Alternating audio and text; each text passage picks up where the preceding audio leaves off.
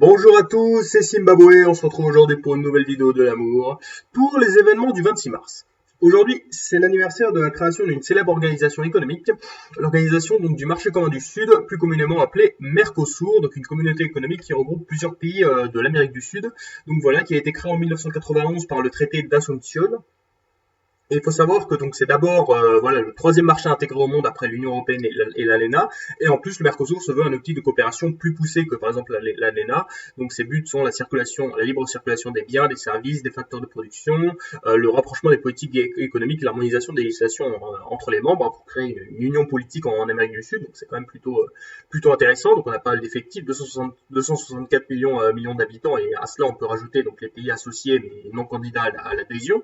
Et il faut savoir que donc voilà, après le Mercosur a quand même quelques tensions, notamment voilà des conflits entre les deux grands, donc le Brésil et l'Argentine. On a aussi par exemple certains membres qui ont été suspendus, comme le Venezuela, hein, voilà, qui a connu un durcissement du régime il y a quelques années. Et voilà, le Mercosur est contre tout ce qui est coup d'État ou durcissement des régimes politiques. Et du coup, le Venezuela s'est fait suspendre, hein, évidemment, donc c'est plutôt coup dur. Mais en tout cas, voilà, c'est la création d'un célèbre marché, hein, voilà, qui est très connu aujourd'hui, à retenir.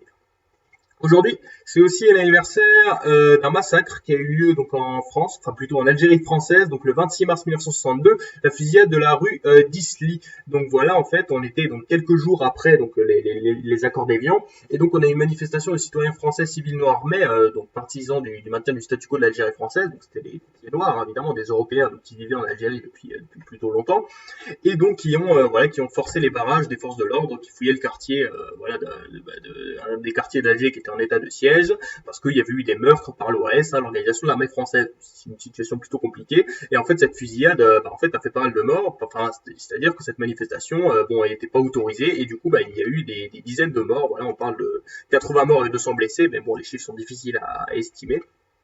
Et en fait, ça a été un coup dur pour les Pieds-Noirs, parce qu'en plus de se faire massacrer, on a eu une allocution du général de Gaulle le soir, où il n'a pas parlé une seule fois en fait du massacre, alors qu'il était totalement au courant qu'il y avait eu un massacre. Du coup, voilà, donc c'était coup dur pour les Pieds-Noirs, et en plus, voilà, c'était encore une désillusion pour eux qui croyaient encore que l'Algérie pourrait rester française. Voilà, ça marquait bien le fait qu'ils allaient devoir partir donc des terres qu'ils avaient connues depuis des dizaines d'années et retourner en France métropolitaine. Donc coup dur pour eux. Et aussi, il faut savoir que ça fait polémique parce qu'en fait, c'est encore aujourd'hui, voilà, le gouvernement français n'a jamais reconnu sa responsabilité. C'est donc un des exemples les plus marquants de la censure pratiquée pendant la guerre d'Algérie, et c'est même voilà un des derniers exemples de guerre civile entre Français. Voilà, donc c'est quand même plutôt coup dur pour une fusillade, voilà, qui a fait pas mal de morts. Donc sachez que ça a existé.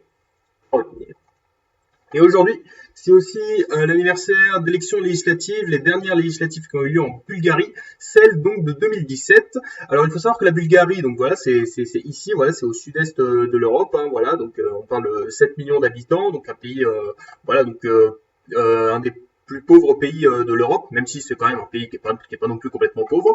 Il faut savoir que ce pays était dirigé depuis plusieurs années par Boyko Borisov, hein, évidemment, qui était Premier ministre. D'ailleurs, c'était voilà, un ancien entraîneur de l'équipe nationale de karaté.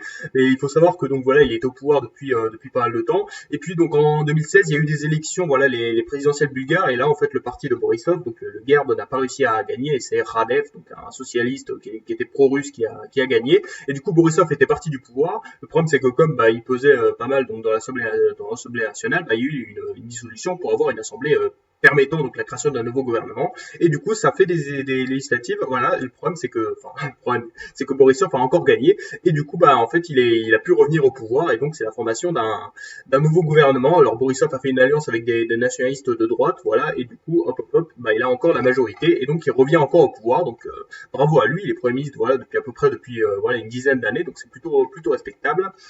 Retenir.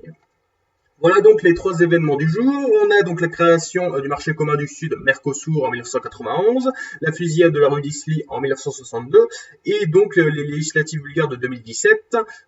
Donc voilà qui voit le retour de Boyko Borisov. C'est Zimbabwe. Merci d'avoir regardé.